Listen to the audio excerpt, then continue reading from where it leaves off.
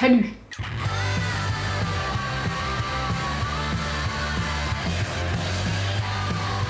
Aujourd'hui je reviens dans une vidéo un peu à l'arrache, un peu personnelle parce que c'est une réaction un petit peu à chaud. Tout d'abord, si vous me suivez sur Instagram et que vous avez vu ma story, je suis désolée, ça va faire complètement doublon, quoique je vais ajouter quelques éléments puisque j'ai eu pas mal de réactions suite à cette story et du coup j'ai eu beaucoup d'informations et beaucoup de témoignages qui m'ont vachement intéressée et vachement aidée et encouragée du coup à vous en parler et à partager tout ça. Donc il y a quelques jours, j'ai eu mon premier rendez-vous chez ma nouvelle gynéco puisque la mienne était partie à la retraite.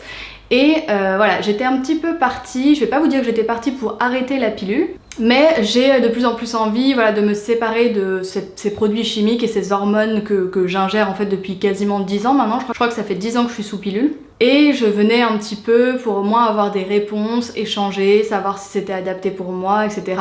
Mais avoir un échange plutôt ouvert. Malheureusement, je me suis plutôt confrontée à un mur.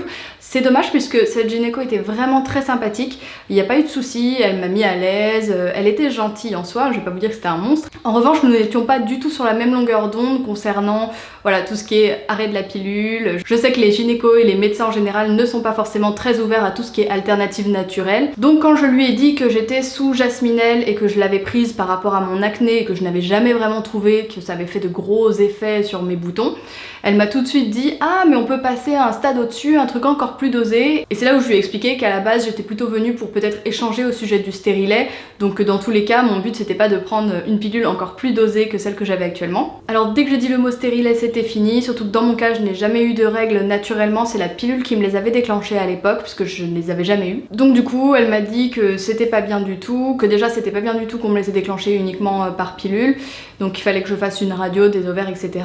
Donc ce qui est assez amusant, c'est que moi quand j'ai commencé à lui dire le stérilet, je lui ai vraiment dit je sais très bien que pour certaines personnes c'est génial, ça a changé leur vie et que pour d'autres c'est la catastrophe, ça marche pas du tout, je sais que c'est très aléatoire. Je précise que quand je dis ça ne marche pas du tout, je parle pas du tout de la qualité de la contraception, je parle vraiment de la manière dont les personnes vont tolérer en fait le traitement, parce que certaines tolèrent très bien la pilule, certaines moins, certaines tolèrent très bien le stérilet, d'autres pour qui c'est une catastrophe, mais en tout cas l'efficacité de la contraception est toujours bien présente. Et alors elle m'a pas du tout tenu ce discours, elle m'a vraiment directement dit que c'était pas du tout la bonne solution, donc pourquoi pas, je ne suis pas médecin, je ne remets pas en cause son jugement.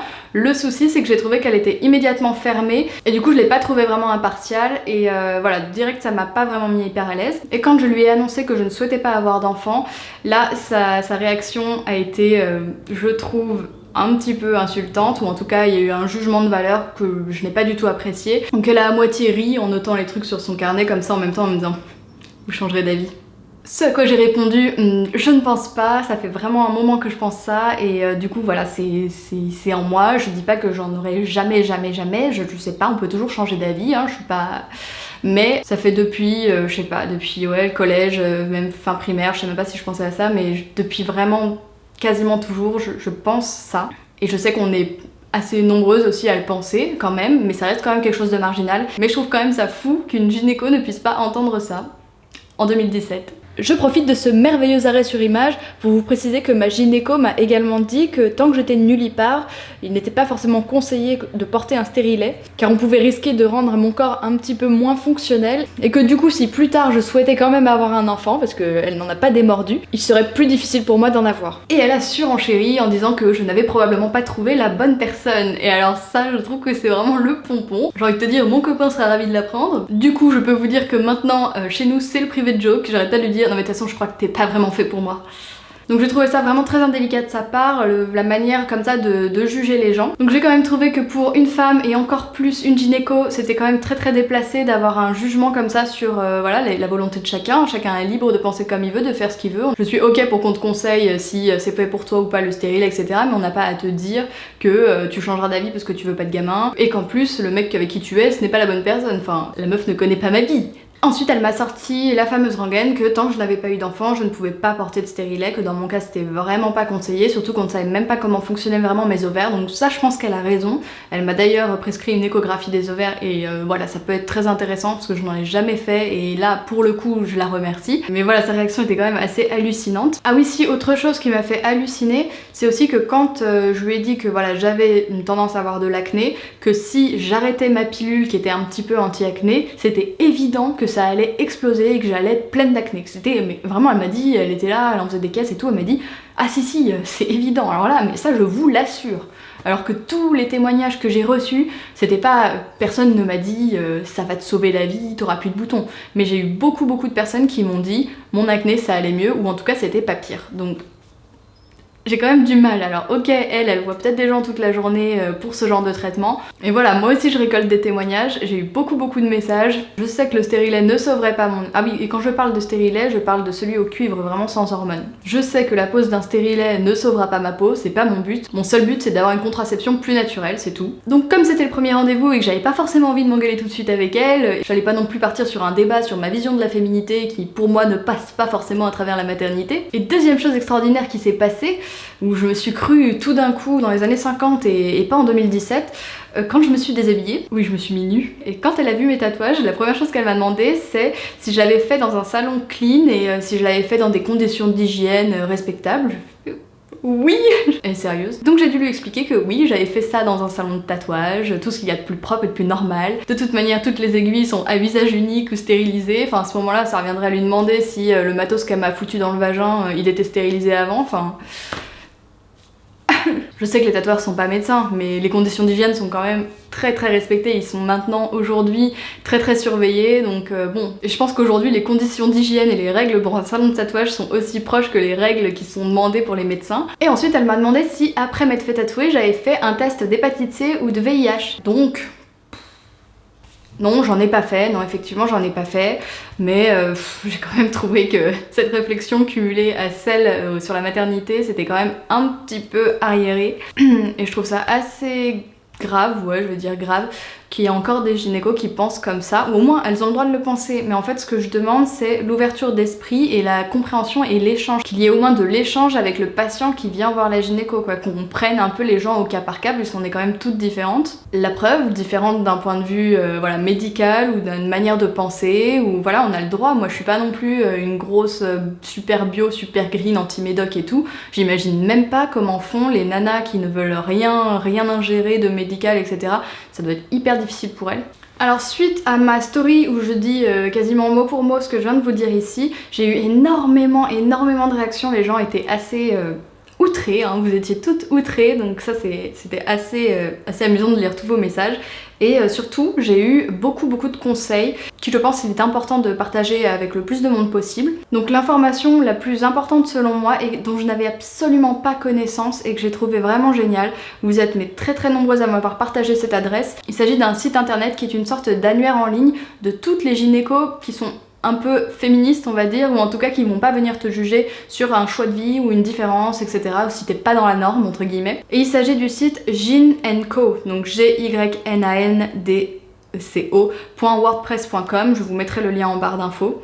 Donc j'en ai malheureusement pas trouvé dans ma ville, il y en a beaucoup à Paris, et après il y en a un peu partout en France. Donc le site est hyper bien fait, vous avez directement le nom du médecin traitant. Ensuite vous avez également tout voilà, ce qui couvre la CMU, femme soignante, etc. dans quel secteur il est. Et le truc que je trouve très cool, il y a des espèces de tags, donc comme handy-friendly. Donc ça veut quand même dire qu'il y a des personnes handicapées qui se sont senties mal à l'aise ou jugées chez un gynéco classique.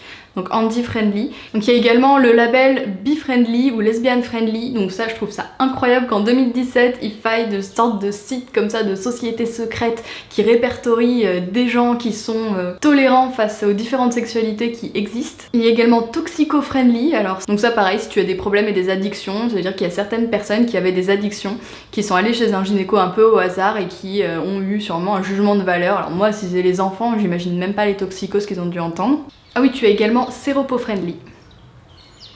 Et tu as fat-friendly. Alors ça, je trouve ça incroyable. C'est envers les gens obèses ou il y a des gens qui se sont fait engueuler parce qu'ils étaient obèses et que du coup ils avaient peut-être des problèmes, enfin je sais pas mais...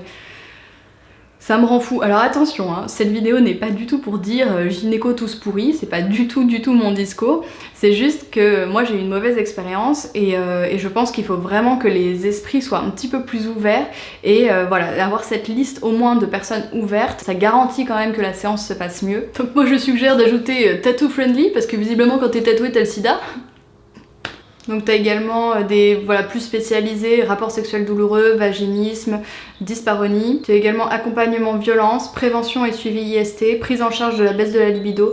Donc je trouve que c'est vraiment des sujets qui sont pas forcément faciles à aborder. Et quand tu vas chez un des médecins qui a déjà cette mention-là, ce label sur l'annuaire, je pense que tu vas déjà beaucoup plus en confiance. Et voilà, moi c'est la vie là, ce petit annuaire. Merci de m'avoir partagé cette adresse.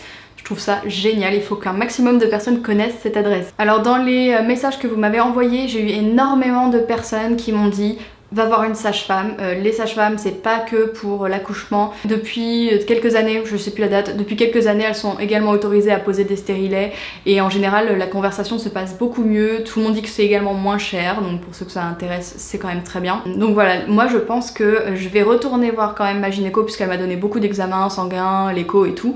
Je vais quand même finaliser ce truc-là. Mais en tout cas, je pense que le prochain rendez-vous, j'irai voir une sage-femme. J'ai eu quelques adresses à Paris. J'ai également cette espèce d'annuaire en ligne qui est très bien.